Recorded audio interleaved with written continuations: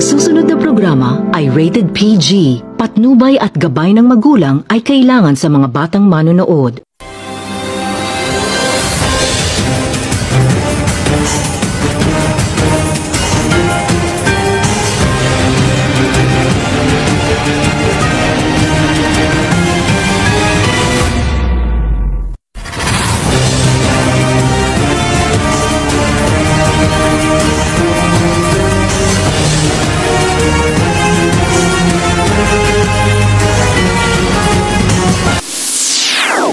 Ilang estudyanteng damang-dama ang globalisasyon.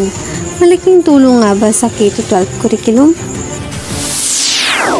Pagtatrabaho ng lampas sa oras, nababayaran nga ba ng tama? Maraming Pilipino mas pinili mag-ibang bansa para sa pagsasakripisyo. Magandang araw, Pilipinas! Ako nga pala si Faith Negros at ako naman si Ate Lilia. At ito ang balitang bayan na sabihin sa inyo ng Blue Horizon. Sa ating headline ngayong araw, globalisasyon kaulalan ang hamon sa mga Pilipino. Patuloy na nagbabago ang pamumuhay ng mga mamamayan dahil sa mas malawak na ugnayan ng mga bansa sa buong mundo. Naroon si Joan para sa ulat mula sa Maynila. Joan, kamusta si Joan? Umaga, Faith at Ashley, nandito ako ngayon sa isang universidad kung saan ramdam ng mga kabataan at negosyante ang epekto ng globalisasyon. Ang globalisasyon ay mabilis na palitan ng impormasyon, produkto at teknolohiya sa buong mundo. Bagamat marami itong benepisyo, ilan din nagsasabi na dudulot ito ng hamon sa mga lokal na industriya at sa ating kultura. Kasama ko ngayon si Lisa, isang estudyante. Lisa, paano mo nararanasan ang epekto ng globalisasyon bilang kabataan? Ito ang naitulong ng globalisasyon sa pag-aaral namin. Mas madali kami nakakuha ng impormasyon at mas nagiging bukas ang mga isip namin sa mga ideya mula sa iba't ibang bansa. Ngayon si Mang Tonyo, may-ari ng isang maliit na tindahan. Ano po ang masabi niyo tungkol sa epekto ng globalisasyon sa inyong negosyo? Ma'am, maraming pagbabago talaga. Dahil marami na kami kapagpatensya. Lalo na yung mga produktong galing sa ibang bansa. Pero sinisikap pa rin namin panatili ang lokal na kalidad ng aming produkto. Sana lang masuportan natin ang gobyerno. Ayon sa Department of Trade and Industry, may mga programa sila nilulunsad para tulungan ang mga lokal na negosyante sa pamamagitan ng online marketing skills at training. Sa kabuuan, ang globalisasyon ay may dalang oportunidad. Ngunit kailangan natin siguraduhin hindi mapag-iwanan ng mga Pilipinong manggagawa at negosyante. Mula rito sa Maynila, ako si Joan Bogok, nag-uulat para sa Blue Horizon Media. Maraming salamat, Joan. Talagang malaki ang impluwensya ng globalisasyon sa pang-araw-araw na buhay ng mga Pilipino.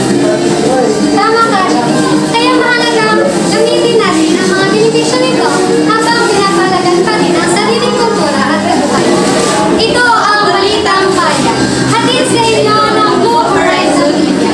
Ang inyong tinig balitang tunay!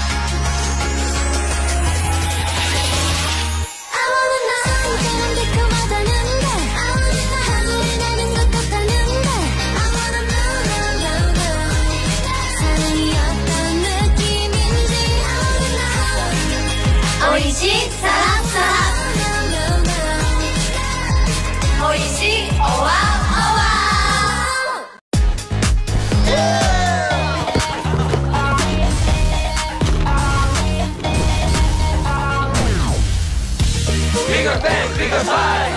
Nothing like junking. Choco bang. Yeah!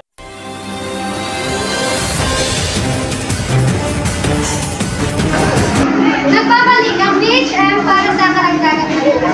Issue sa pagwa.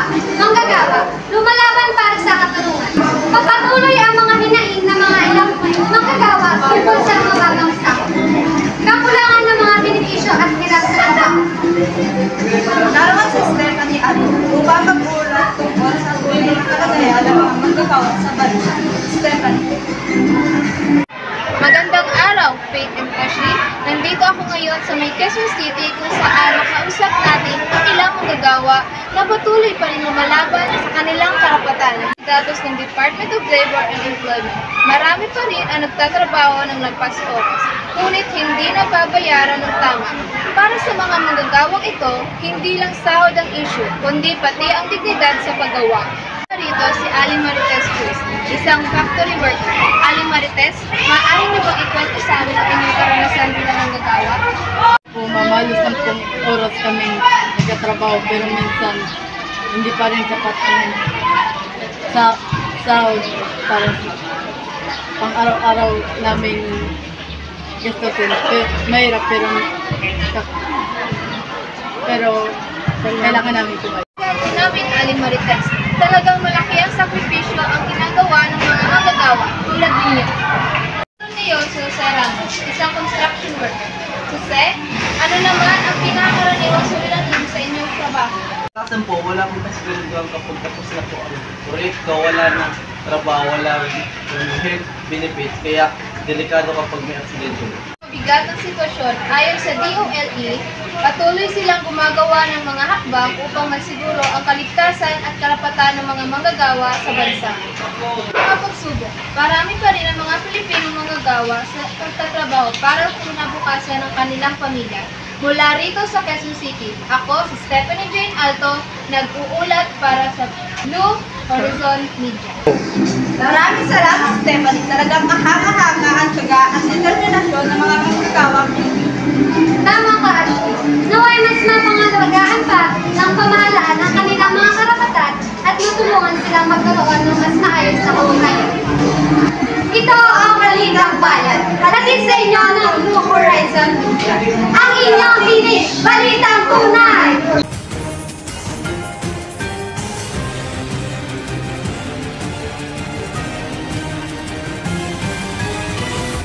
Everybody wanna know what I'm about. Say it loud. The Pepsi Black. No sugar, no regrets. Yeah, I'm loving it. Say it loud. Okay, that's a good take. No, I can do better. When you stand for something, dare to say no. What you know about Thank you for coming. You've been so busy lately. Did you ever want to relax? No. We love it. It's a tight schedule. Should we cancel practice? No, let's do it. Should we call it a day? No, let's go on. Are you sure? No, but it's exciting.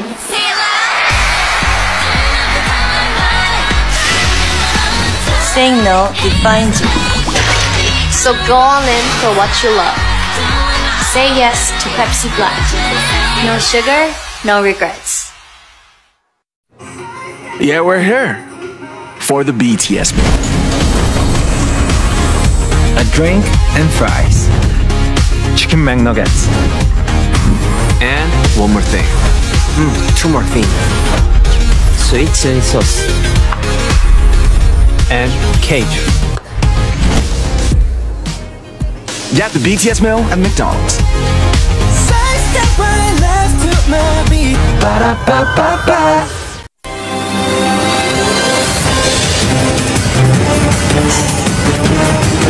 Napapasok na balita. Migrasyon.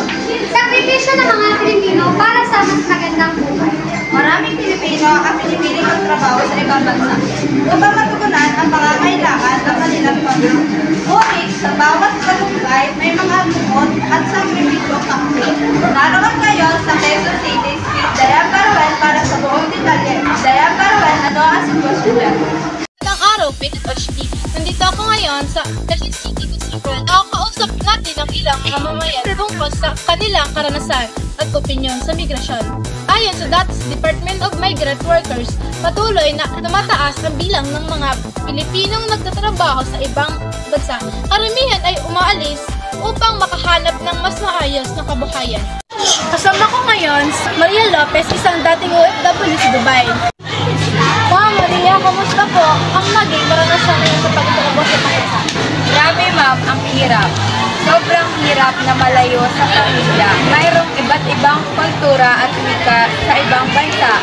Pero pinipilit ko na isip ang aking pamilya upang mabigyan kong magandang kinabukasan ang aking mga anak. Sa pag-uwi ko ngayon sa Pilipinas ay sobra akong masaya dahil mayroon akong pamilya na uuwian. Talagang hindi biro ang sakripisyo. Isang estudyante na may magulang na OFW. Ano ang pakiramdam mo na malaya ang mga magulang estudyante? Nakakalungkot ko talaga pero naiintindihan ko dahil sinunod ako pero sa tatlong usahan marinig ang kanilang boses na masaya at ligtas sa buhay ko. Ito ang pahayag. Tonya, yun ang realidad ng mga maraming Pilipino. Pamilya ngayon, distansya man ang pagitan. Nananatiling matatag ang pagmamahalan. Ako si Dayan Barawel, nag-uulat mula sa Blue Horizon Media. Nakakatuwa at nakakalungkot pakinggan ang mga ganitong kwento. Hindi madali ang mawalay sa pamilya, pero tunay ang mahalaga ang edukasyon na ating mga OFW. Tama ka, sila ang pinagaliang bagong bayani ng ating bansa. Dahil sa kanilang sakripisyo, nakakatulong sila sa ekonomiya at kanilang mga mahal sa buhay. At iyan ang kabuuan ng ating ulat ngayong araw. Ako si Ashley Pilipilia. At ako naman si Faith Petro. Ito ang Balitang Bayan. Hatid sa inyo ng Blue Horizon Media. Ang inyong tinig, balitang tunay!